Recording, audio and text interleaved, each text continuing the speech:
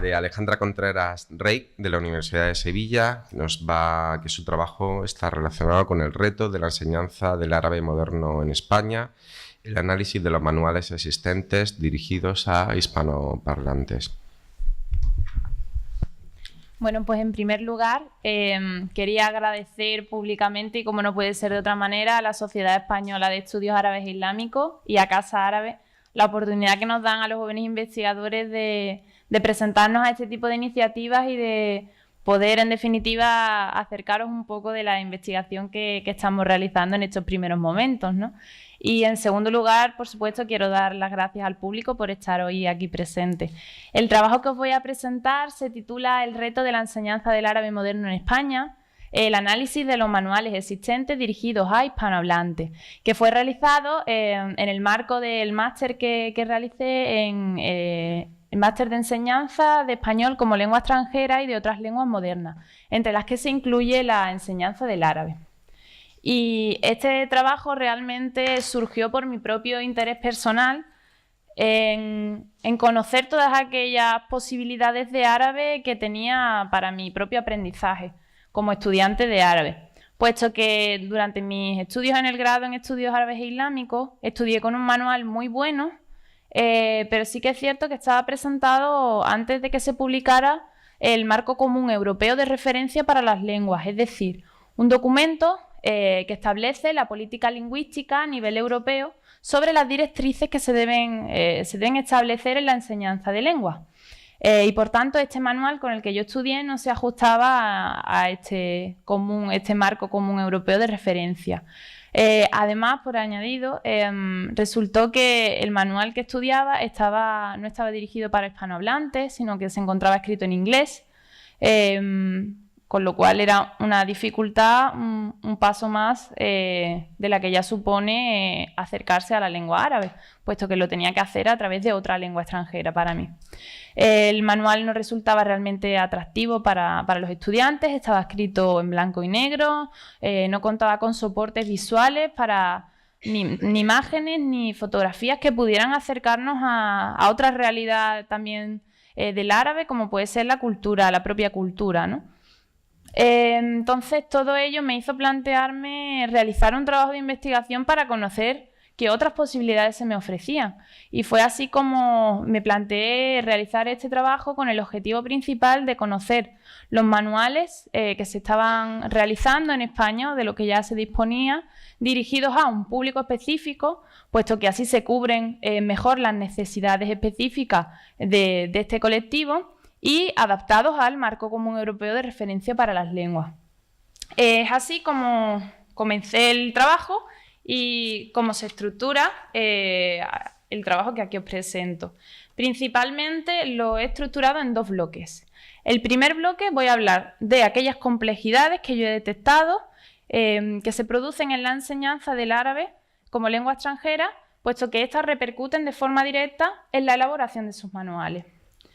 En este apartado o en este bloque voy a comentar aspectos como la adaptación que se produce del árabe al marco común europeo, la conciencia lingüística, que explicaré con detenimiento qué significa este término y cómo se aplica a la enseñanza de la lengua árabe. Por consiguiente, hablaré de la diglosia, de la distancia que se establece entre el árabe y el español, así como de la formación especializada que reciben los alumnos que posteriormente se convierten en profesores, haciendo alusión a la competencia lingüística y a la formación docente. En un segundo bloque ya entraré de lleno en el análisis de manuales de árabe moderno, que por cuestiones de tiempo aquí no voy a describir minuciosamente el análisis de cada uno de los manuales, sino aquellos aspectos más relevantes que han salido a la luz tras realizar el análisis, explicando cómo han sido seleccionados y bajo qué criterios han sido analizados. Sin más, voy a entrar ya en el primer bloque, en ahondar en las complejidades de la enseñanza del árabe en España. En primer lugar, la primera complejidad que vemos en este aspecto es que el árabe se adapta al marco común europeo de referencia para las lenguas de forma tardía. Es decir, tradicionalmente la enseñanza del árabe se ha basado en otros métodos, como ha sido el método de gramática y traducción. Esto habría provocado una falta de experimentación con otros enfoques metodológicos Y hasta que no ha aparecido un método comunicativo o el marco al que hacía alusión anteriormente, no se han podido realizar manuales bajo este nuevo criterio. Por tanto, la aparición de manuales ha sido tardía y su adaptación de estos manuales al marco común europeo, por consiguiente, también. Esto es un aspecto que sí debemos tener muy en cuenta. Otra complejidad que nos salta a la vista es el tema de la conciencia lingüística, pero para los que no estén muy familiarizados con el término, os he plasmado la definición del mismo y la leo en alto. Dice: la conciencia lingüística es el conocimiento explícito acerca de la lengua y la percepción y sensibilidad conscientes al aprender la lengua, al enseñarla y al usarla. Es decir, el conocimiento explícito que tenemos del árabe. ¿Qué conocimiento tenemos del árabe? ¿Qué sabemos del árabe? En definitiva, ¿qué es la lengua árabe? Hablar de la lengua árabe es hablar de diglosia, es decir, hablar de una situación social en la que dos variedades conviven de forma simultánea, teniendo que realizar cada una de ellas una función concreta en la sociedad. Teniendo en cuenta esta situación de diglosia, sin entrar en hablar de las variantes que presenta esta diglosia, sí que os quiero dar una definición más detallada aún, que es la que yo os explico aquí, que es la que aplica Ferguson en el año 1959. Sí que es cierto que un precedente de aplicar el término de la diglosia a la lengua árabe lo encontramos en Marseille en 1930, pero realmente quien aporta una definición mucho más completa es Ferguson. Define así el árabe moderno como una situación, o la diglosia, pero atendiendo a la variedad de árabe moderno, como una situación lingüística relativamente estable en la cual, además de los dialectos primarios de la lengua, hay una variedad superpuesta, muy divergente, altamente codificada, vehículo de una considerable parte de la literatura escrita, que se aprende en su mayor parte a través de una enseñanza formal y se usa en forma oral o escrita para muchos fines formales, pero que no es empleada por ningún sector de la comunidad para la conversación ordinaria. Bien, dicho esto, teniendo en cuenta lo que es la diglosia, lo que es la situación en la que se encuentra actualmente el árabe, aprender árabe, por tanto, teniendo una conciencia lingüística de esta dualidad, es aprender dos variedades, al menos en sus dos facetas, ¿vale? En sus dos caras. Por tanto, lo que ha ocurrido en España ha sido que una variedad, en este caso la variedad de árabe moderno, se ha dado un uso mayor de ella en la enseñanza que otras variedades. Pero esto es importante tenerlo en cuenta para que los dialectos gradualmente se vayan incorporando, como ya se están haciendo, en las universidades y en otros centros de estudio de lengua árabe. Estudiar conjuntamente o no estas variedades, porque actualmente es un tema que se está debatiendo en los estudios. No voy a entrar demasiado porque no es el objeto de este estudio, sin embargo sí que es cierto que quiero advertiros que hoy día existe una propuesta de un método integrado en el que se combinarían el estudio de la lengua árabe, pero directamente desde sus dos variedades. ¿De acuerdo? En cualquier caso, mi objetivo de estudio ha sido el árabe moderno en este trabajo. Y, por tanto, quería aclararos que, de alguna forma, tener una conciencia lingüística del árabe moderno como una lengua viva, útil, que no solo se utiliza para los textos, sino que también se puede utilizar para la comunicación diaria, tener esa conciencia de la lengua árabe va a hacer que se creen unos manuales mucho más comunicativos y con otras perspectivas, y que no se estudie solo a través de gramáticas o de crestomatías como quizás se ha ido estudiando tradicionalmente. Otra de las complejidades que encontramos dentro de la enseñanza del árabe ha sido la cuestión relativa a la formación especializada. Se ha realizado una encuesta que ahí os señalo en el año 2013 por Victoria Aguilar y Abraham Valera, en el que se ha tenido como conclusión, tras preguntarle a los alumnos acerca de su formación en lengua árabe en sus dos variedades, se ha concluido que existe una falta de competencia lingüística en los alumnos que concluyen sus estudios, principalmente en las destrezas orales, y que en muchos casos, según apunta Victoria Aguilar, esto habría provocado que muchos de ellos hubieran llegado a ser profesores sin una competencia lingüística adecuada en todos sus niveles. Esto también, por tanto, supondría un problema para su futura enseñanza. Y no solo esto, sino la propia formación docente de los profesores también es una complejidad, dado que no disponemos de una oferta amplia de estudios superiores universitarios que formen a los estudiantes en enseñanza de lengua árabe. Por lo general, los alumnos que quieren ser profesores en el futuro de lengua árabe tienen que centrarse en estudiar cursos formativos o másteres universitarios en enseñanza de lenguas extranjeras y aplicar los conocimientos que ahí van adquiriendo, en concreto a la enseñanza del árabe, o simplemente a través de la investigación o de la asistencia a congresos o a cursos formativos, debatir, reflexionar acerca de mejoras de la enseñanza del árabe, como pueden ser, por ejemplo, el Congreso de Arabella, un ejemplo de ello. Teniendo en cuenta todo este panorama y viendo cómo este influye en los manuales, se ha realizado un análisis de los materiales existentes y se ha atendido principalmente a unos criterios de selección, que son los que ahí os muestro en pantalla, para seleccionar un total de 17 manuales, publicados entre el año 2008 y 2016.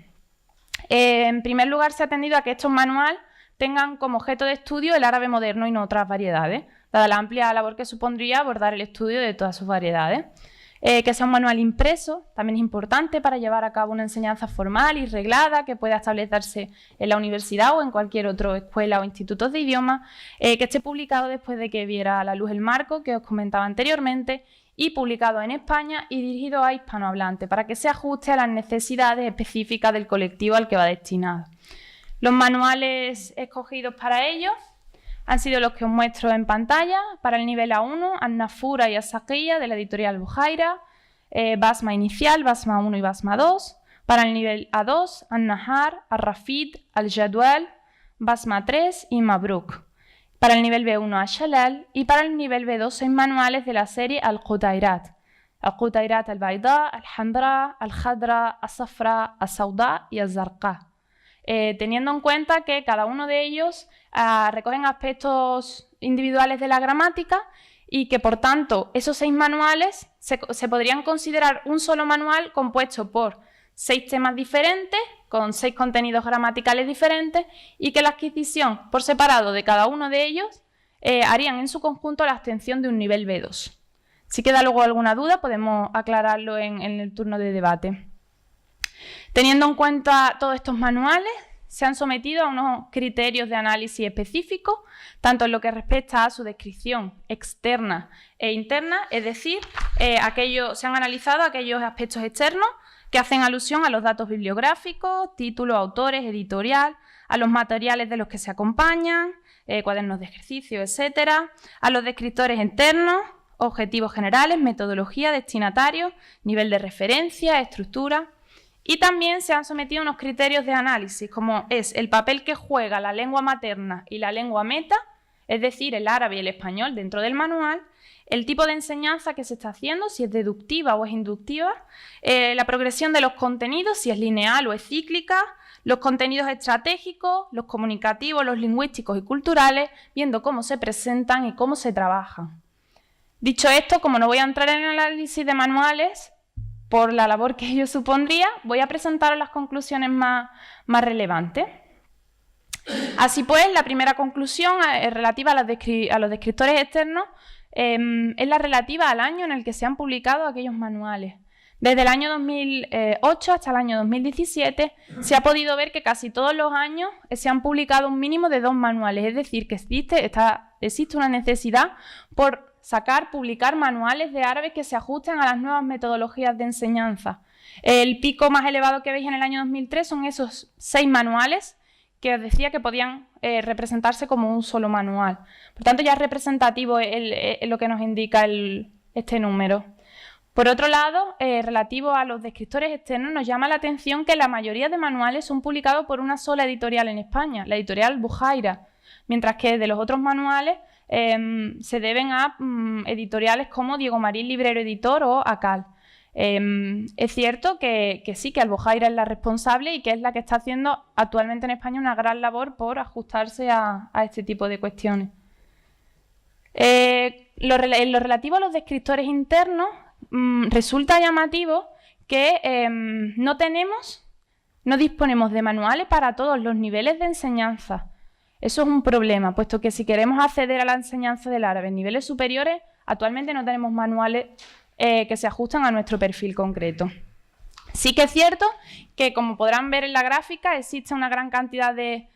manuales para los primeros niveles de enseñanza. Por ejemplo, en el nivel A1 vemos que para comenzar su estudio hay un manual. Para adquirir un nivel A1 existen 3 manuales y para un A1 un poco más avanzado existe un manual, y así progresivamente con el resto de manuales.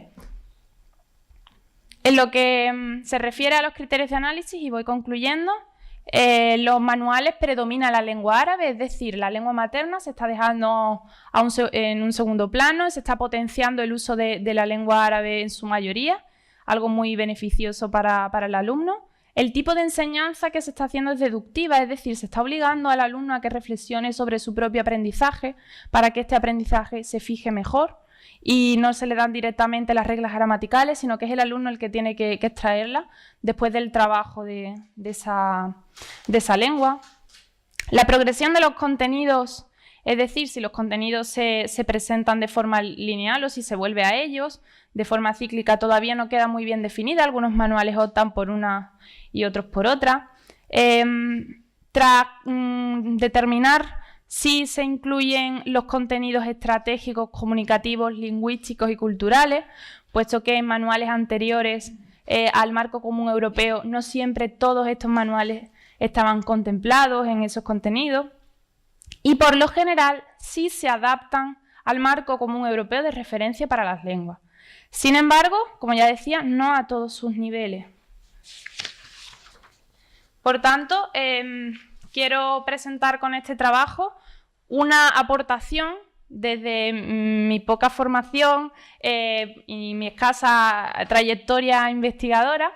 pero que espero que sea un aporte, un grano de arena para seguir mejorando en la enseñanza de la lengua árabe en España, y, por supuesto, haciéndome eco de las palabras que mencionó ayer el presidente de la Sociedad Española de Estudios Árabes. Hay que seguir trabajando en una enseñanza de lengua árabe de calidad y excelencia en España, y les agradezco personalmente que, con iniciativas como la que ayer mencionaron sobre el premio dedicado a la enseñanza del árabe como lengua extranjera, sigan trabajando y promoviendo la enseñanza del árabe en España, que es un tema que nos compete a todos, tanto alumnos como profesores. Sin más, muchas gracias.